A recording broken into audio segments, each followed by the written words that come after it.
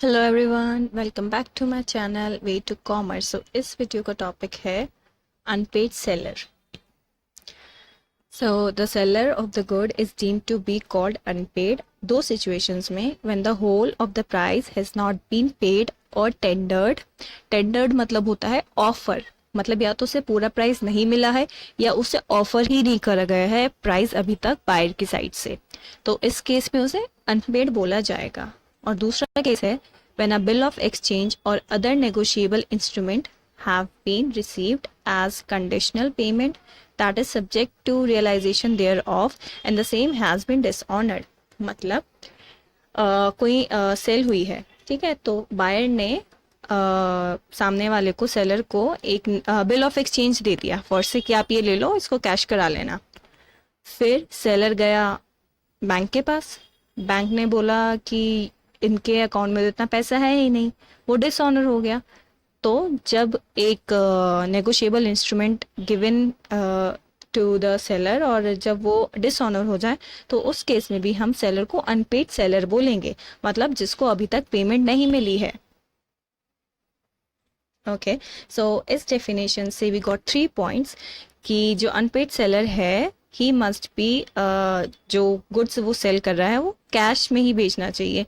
Credit के अगर goods sale करेंगे तो वो हमारा अनपेड सेलर नहीं होगा, उसकी तो कंडीशन ही वही हो गई कि भैया मैं आपको गुड्स ऑन क्रेडिट दे रहा हूँ, तो फिर इसका मतलब यही हुआ ना कि बाद में उसको पेमेंट मिल जाएगी, तो वो अनपेड सेलर नहीं कहलाएगा। अनपेड सेलर सिर्फ उसी केस में कहलाएगा जब आपकी कैश की पेमेंट होनी है और वो पेमेंट आपको नहीं मिली है, ठीक है। जब कैश वाली ट्रांजैक्शंस होंगी, कैश सेल्स होंगी, सिर्फ उसी केस में हम सेलर को अनपेड बोलेंगे जब उसको उसका पैसा नहीं मिला है। Second, he must be unpaid either wholly और पार्टली, मतलब या तो पूरा अमाउंट नहीं मिला है या फिर से थोड़ा पार्शियली अमाउंट, थोड़ा भी अमाउंट नहीं मिला है। फॉर से 100 रुपये का उसने को सामान बेचा, 50 रुपये उसको मिल गए, 50 नहीं मिले, तो उस केस में भी उसे हम अनपेड सेलर ही बोलेंगे। या फिर उसका जो नेगोशिएबल इंस्ट्रूमेंट है वो डिसऑनर हो गया है, जब भी हम उसे अनपेड सेलर बोलेंगे।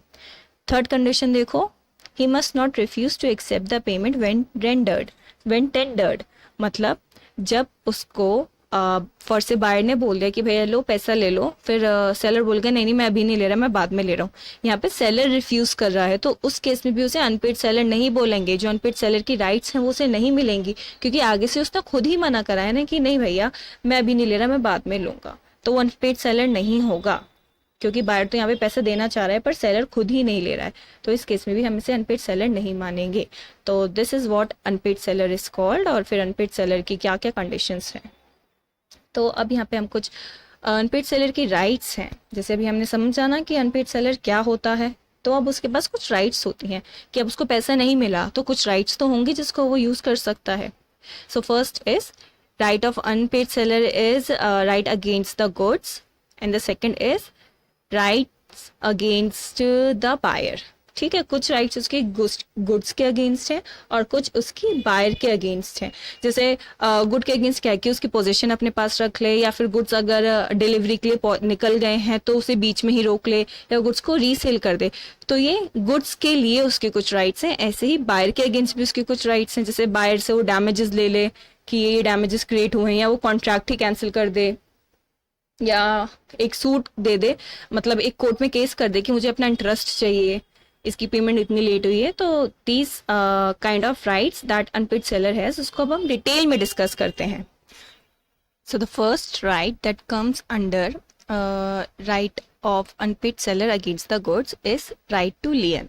लियन मतलब होता है पोजेशन, यानी कि to retain the goods. Okay, आगे देखते हैं।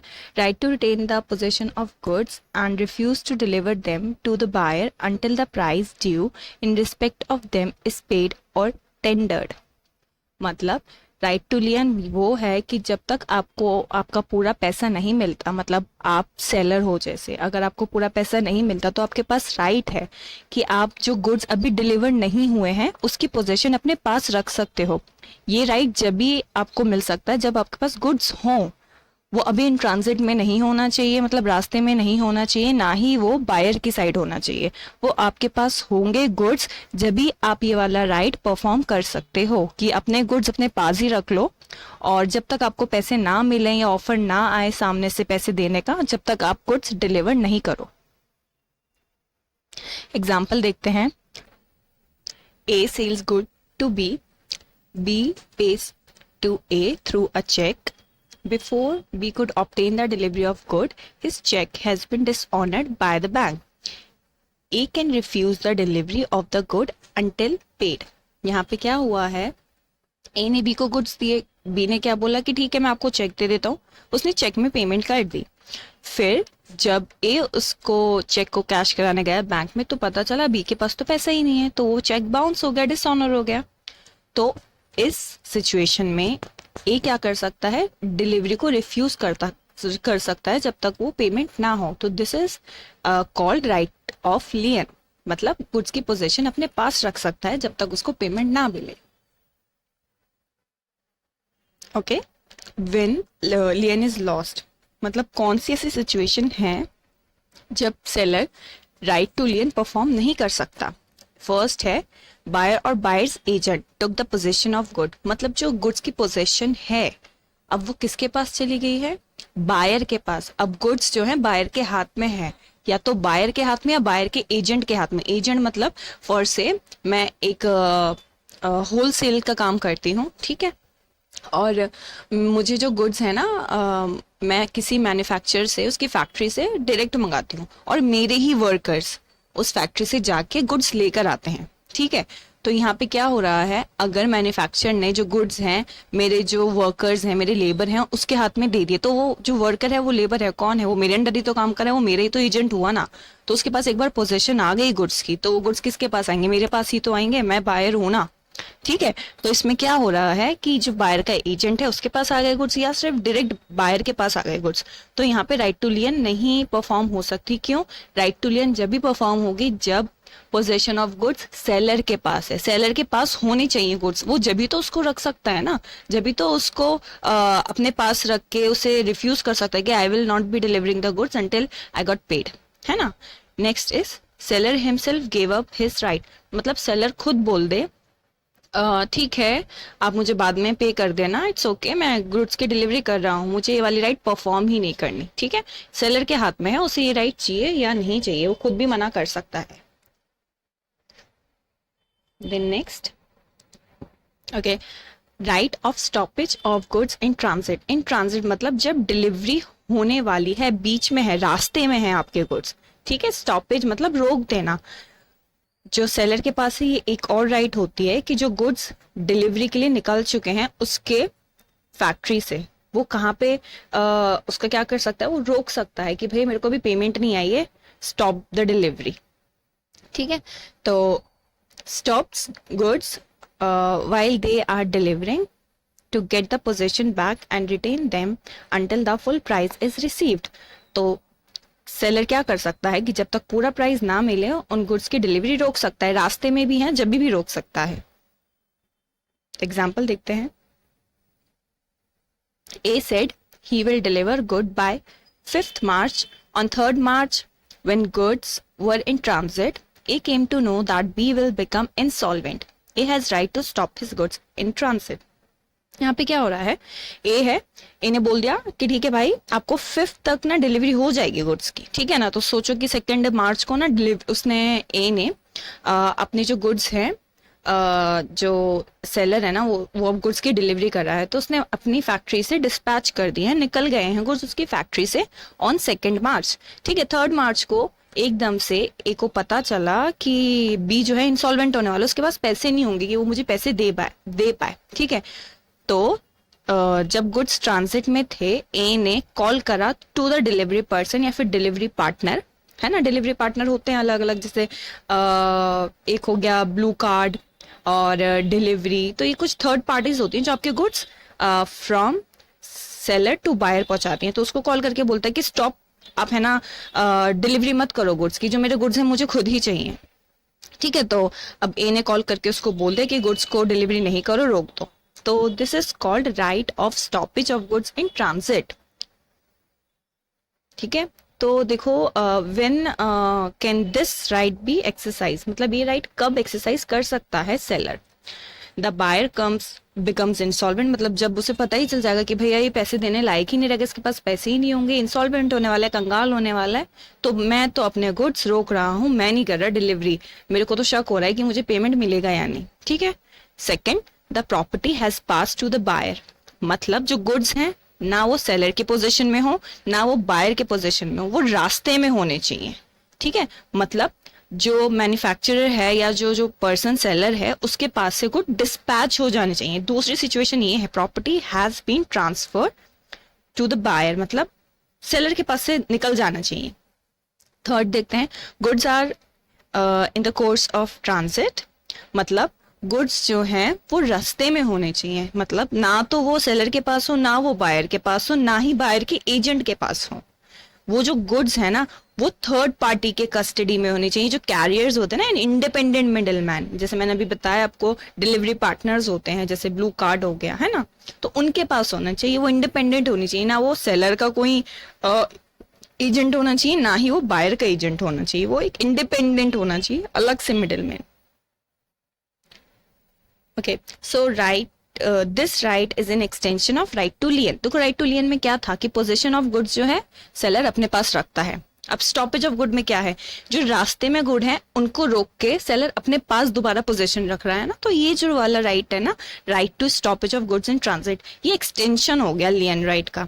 लियन राइट में अपने पास पोजीशन है तो वो नहीं डिलीवरी कर रहा, लेकिन जब एक बार डिलीवरी हो गए तो पोजीशन वापस मांग रहा है ना, थर्ड पार्टी से बोल के कि स्टॉप करो गुड की डिलीवरी मत करना और पोजीशन मुझे वापस दे दो, तो this is an extension of right to lien. Next देखते हैं, राइट टू रीसेल। देखो राइट टू रीसेल बहुत इंपॉर्टेंट राइट है, इसमें हमारे राइट अगेंस्ट गुड्स में जो फर्स्ट टू राइट्स हमने अभी पढ़ी हैं, राइट टू लियन और स्टॉपेज इन ट्रांजिट, उसका कोई मतलब ही नहीं बनेगा जब हम गुड्स हमारे पास वापस पोजीशन आ गई उसे हम रीसेल ना कर पाए, है ना। गुड्स की पोजीशन हम अपने पास क्यों ही रख रहे हैं, जैसे अगर सामने वाला हमें पता है the person who is buying our goods वो इंसॉल्वेंट होने वाला है, तो हमने अपने गुड्स की पोजीशन अपने पास रख ली। अब मैं किसी और को रीसेल करूंगी जब भी तो मैं जो मेरे पास गुड्स हैं उसको मोनेटाइज कर पाऊंगी, जब भी तो मैं उसका पैसा ले पाऊंगी ना। Buyer fails to pay the price within a reasonable time, the seller, the unpaid seller has the right to resell the goods, मतलब बायर को पहले हमें एक रीजनेबल टाइम देना है कि भैया आप इतने दिन में पेमेंट कर दो, इतने दिन में पेमेंट कर दो, अगर नहीं करा तो मैं इस गुड्स को बेच दूंगा टू द फर्दर पर्सन। ठीक है, the unpaid seller has limited right to resell the goods in the following cases, मतलब उसकी जो ये राइट है ना लिमिटेड केसेस तक ही हो सकती है, हर किसी सिचुएशन में रीसेल नहीं कर सकता। कुछ चीजें सेलर को सेटिस्फाई करनी पड़ेंगी बिफोर रीसेलिंग द गुड्स। जिस गुड को वो पहले ही किसी और के साथ कॉन्ट्रैक्ट कर चुका है तो उसको रीसेल वो कुछ ही कंडीशंस में कर सकता है। ठीक है, तो the conditions are, first is where the goods are perishable, मतलब गुड्स जो हैं खराब हो सकते हैं, सड़ सकते हैं। पेरिशेबल गुड्स मतलब उनकी एक लिमिटेड लाइफ है गुड्स की, तो अगर गुड्स पेरिशेबल होंगे, ठीक है, अगर पेरिशेबल के अलावा कोई और गुड्स होंगे तो उसमें this right can not be perform. तो फर्स्ट इज पेरिशेबल होने चाहिए गुड, मतलब वो उनकी एक्सपायरी आपको पता है कि थोड़ा टाइम बस एक्सपायर हो जाएंगे या खराब हो जाएंगे, सड़ जाएंगे। ठीक है, perishable. Then B is where the seller has given a notice to the buyer of his intention to resell and buyer doesn't pay or tender the price within a reasonable time, मतलब seller अपनी intention जो है कि मैं resale कर रहा हूं पहले बता दे बायर को कि अगर आपने मुझे 15 दिन में पैसे वापस नहीं करे तो ये जो गुड्स आपसे मैंने कॉन्ट्रैक्ट किया है ना मैं किसी और को बेच दूंगा। इसका नोटिस देना पड़ेगा आपको बायर को, बायर को बिना बताए आप रीसेल नहीं कर सकते गुड्स। आपने पहले किसी से कॉन्ट्रैक्ट कर लिया ना तो now this is your responsibility to give the notice that person कि within the time if you are not paying ना I will resell this good to someone else. ठीक है, तो नोटिस देना is very important. Without notice you can not perform this right to resell. Okay, then where such right is expressly reserved in the contract in case of buyer should make a default. मतलब buyer default करेगा जब ही आप ऐसे perform कर सकते हो. ऐसे नहीं है कि मैंने बोला कि I am selling my goods to you, सामने वाला बंदा बोला ठीक है आप मेरे को गुड्स सेल कर दो, ठीक है. अब मैंने बोला ठीक है आप 10 दिन के अंदर अंदर मेरे को पेमेंट दे देना. बायर बोलेगा ठीक है मैं आपको 10 दिन में या 2-3 दिन में ही दे दूंगा, it's not that big deal, मैं जल्दी ही ट्राई करूंगा. फिर एकदम से क्या हुआ, मेरे पास कोई और आया और वो मुझे थोड़े ज्यादा पैसे दे रहा है, ठीक है, तो मैं बोलूंगी अच्छा ठीक है आप खरीद लो. ऐसा नहीं हो सकता. मैं सिर्फ और सिर्फ जब ही रीसेल कर सकती हूँ जब बायर की साइड से डिफॉल्ट होगा. मतलब जब मैंने उसे 10 दिन का टाइम दिया है, 10 दिन के अंदर उसने पेमेंट नहीं करी, फिर उसके बाद मैं नोटिस दूंगी तो डिफॉल्ट हो गया उसकी साइड से, देन ही मैं उसे रीसेल कर सकती हूँ. 10 दिन के अंदर मैं किसी और को रीसेल नहीं कर सकती, चाहे मुझे डबल अमाउंट ही क्यों ना मिल रहा हो कहीं और से. ठीक है, एक बार कॉन्ट्रैक्ट हो गया जिस बंदे से, तो now as a seller this is my responsibility to perform that contract. So ये सारी जो है राइट्स ऑफ अनपेड सेलर है अगेंस्ट द गुड्स. 3 राइट्स हैं अगेंस्ट द गुड्स. मतलब वो गुड्स के साथ क्या कर सकता है अनपेड सेलर. पहले तो वो क्या कर सकता है, अगर उसके पास पोजीशन है तो वो उसको अपने पास ही रिटेन कर सकता है. दूसरा, right to stoppage in transit. जब उसने गुड्स एक बार डिलीवरी के लिए डिस्पैच कर दिए हैं अपने पास से, तो वो रास्ते में जो गुड्स है ना डिलीवरी के लिए, उनको रोक के वापस ले सकता है. ठीक है. फिर थर्ड राइट है कि वो रीसेल कर सकता है, कुछ कंडीशंस अगर हमारी सेटिस्फाई होंगी जब भी. ओके, सो अब हम देखते हैं rights of unpaid seller against the buyer. अभी गुड्स के अगेंस्ट थी ना, वो गुड्स के साथ क्या क्या कर सकता है, वो बायर के साथ क्या कर सकता है. सो the first is suit for the price.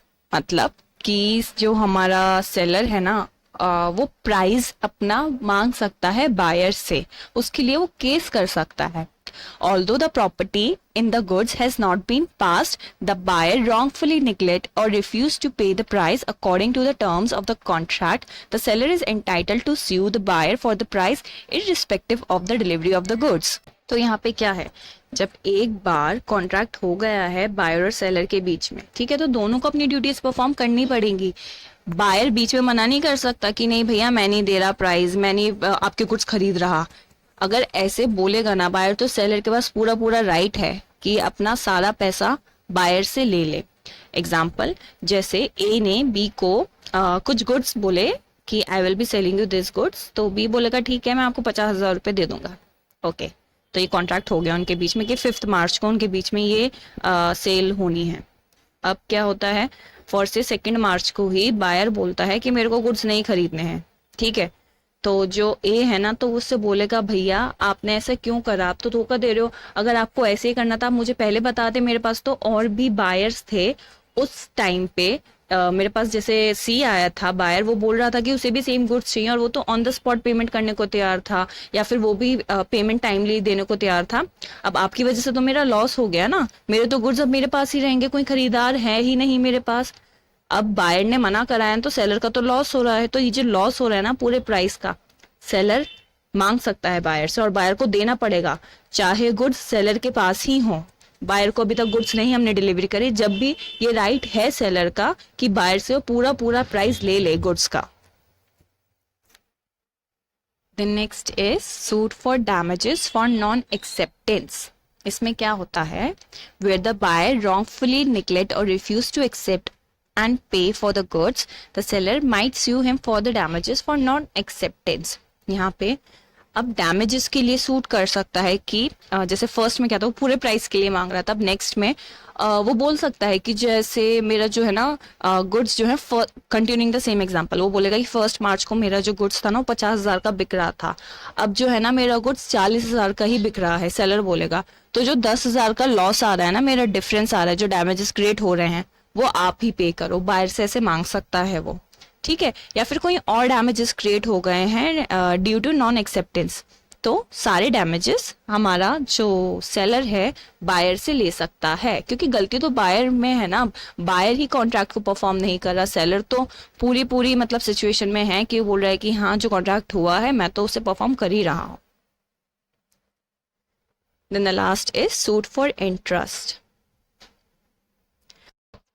Unpaid sellers right to get interest at a reasonable rate on the total unpaid price of the goods sold from the date from the time it was due until the actual payment. मतलब जैसे अगर buyer को ना payment करनी थी with in 10 days, वो कर रहा है 15 दिन बाद, तो जो 5 दिन बाद लेट करी है ना उसने पेमेंट, जो पूरे अमाउंट में 5 दिन में उसको सेलर को इंटरेस्ट मिल सकता था, वो इंटरेस्ट वो बायर से ले सकता है। ठीक है, तो सूट फॉर इंटरेस्ट भी कर सकता है। अगर लेट पेमेंट हो रही है तो जो लेट टाइम है ना, हमने पढ़ा है कि टाइम वैल्यू होता है मनी का, तो टाइम वैल्यू ऑफ मनी जो इंटरेस्ट है ना, वो सेलर हमेशा बायर से ले सकता है। तो ये जो 3 राइट्स हैं, ये जो हमारे अनपेड सेलर है बायर के अगेंस्ट परफॉर्म कर सकता है। पहले वो गुड्स के साथ कर रहा था, गुड्स को रोक रहा है, उसे रीसेल कर रहा है या अपने पास ही पोजीशन रख रहा है। यहाँ पे बायर से क्या कर रहा है, पैसा मांग रहा है, चाहे वो फुल प्राइस ले रहा है, चाहे वो डैमेजेस ले रहा है, चाहे वो इंटरेस्ट ले रहा है। तो these all are rights of unpaid seller. I hope ये आपको टॉपिक अच्छे से समझ आया होगा। Thanks for watching.